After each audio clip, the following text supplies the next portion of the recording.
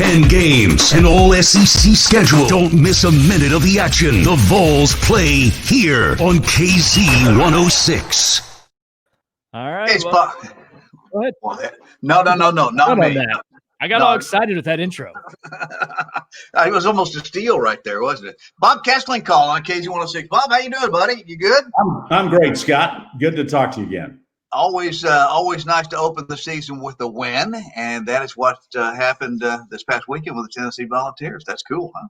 Yeah, first games, you never know exactly what you're going to get. I was really impressed on how cleanly both teams played. They weren't sloppy. They weren't dropping the ball on the field. And in fact, Tennessee didn't have any turnovers in the game, which I thought was, and Coach Pruitt said after the game, was probably the reason Tennessee won the game. But, Tennessee wasn't jumping off sides, and they looked pretty good for a first game.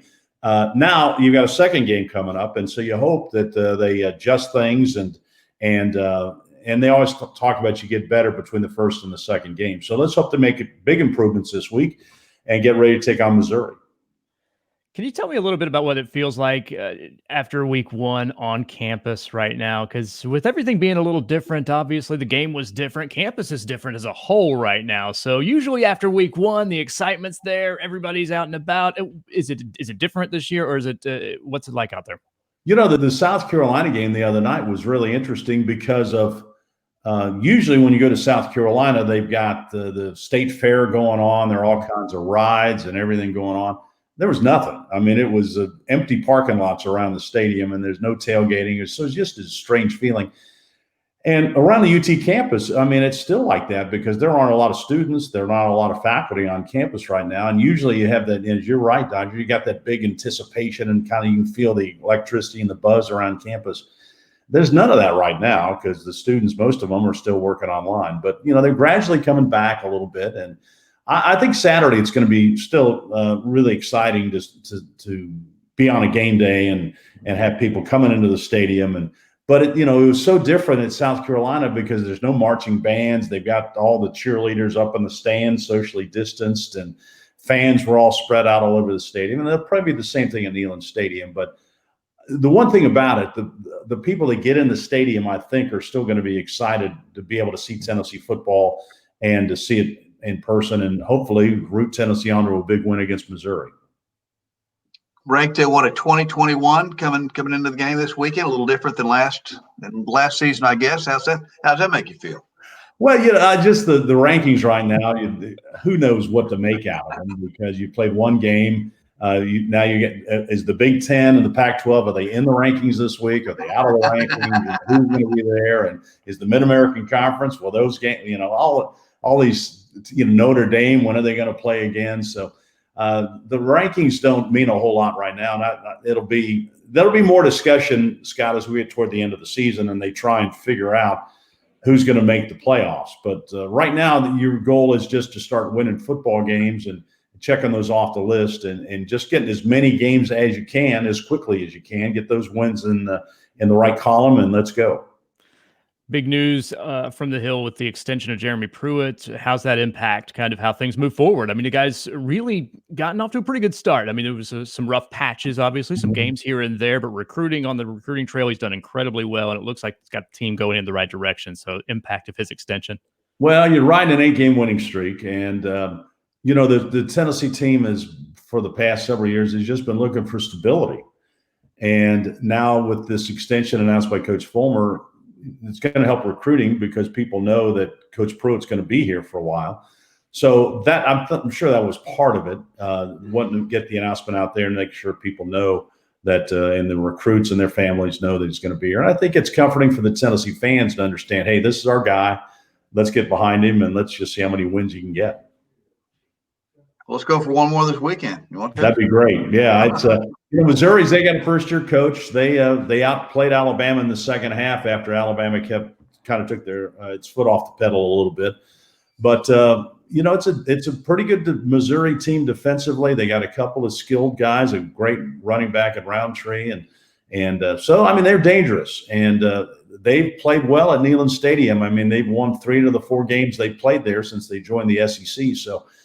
Just think you can roll it out there on Saturday and beat Missouri. You better not take that type attitude because this is a Well, any team in the SEC is dangerous, but this is a Missouri team that you don't know that much about how they're going to run their offense under their new head coach. And so you better go play, and you better take that big step that you hope to take between the first game and the second game. Noon kickoff. So you guys get to make sure you don't break curfew on Friday night. Be ready to go. It'll be bright and early. Okay, give me two things. We had some high points at quarterback. Defensive line played really well last weekend.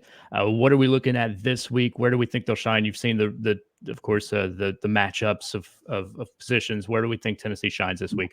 Well, offensive line obviously is a big thing for Tennessee. They've got veteran guys playing there. They're still mixing and matching a little bit to see exactly who's going to fit in the right places. And Trey Smith got a little dinged up on Saturday, but he's going to play and he'll be fine.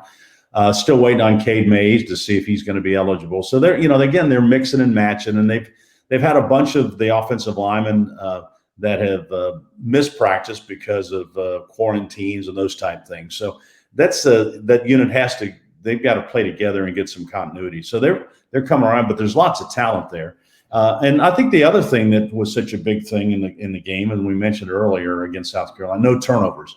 You can't afford turnovers, and you can't give Missouri the short field. So if they take care of the ball and they run it well, which I think they will, they should have a good day against Missouri. Quick question, because I wanted to follow up on that. You mentioned Cade Mays, and a lot of the presidents starting to get together to possibly vote on this transfer rule, which I know we could go on for hours on this whole thing because it's been a nightmare debacle for the SEC right now. Quickly, can you summarize where we stand on any of that? Well, I think it's in the president's court. There was the SEC voted this rule in. And they did it because coaches didn't want players going from one school to another. Then they got to play against those guys they recruited. And so they've been pretty adamant about that. And so as Commissioner Sankey said, you don't like the rule, change it. But this is the rule right now. But I think with this COVID situation, I think it's just made everything a little bit more challenging for players and the ADs and these things. So if the presidents get together and say, hey, listen, we're going to change this rule next year anyway, we might as well let these three guys go ahead and play, then they might be eligible. But apparently, they're still debating it. And I don't really know where it is right now. And but Cade Mays is practicing, and hopefully that they'll be able to rescind the rule and wave these three guys through, and they can play the rest of the season. Let's hope so. Bob, I appreciate it, bud. Always nice to be able to see you, chat with you, hear you. And, of course, you hear every play of every game of Tennessee Volunteer Football here on KZ106. Vol calls every Wednesday night at 8. And let's go for another Vol win. Go Vols. Let's keep the streak going. Thanks, guys. Talk to you next week. Take care, Bob. 10 games, an all-SEC schedule. Don't miss a minute of the action. The Vols play here on KZ106.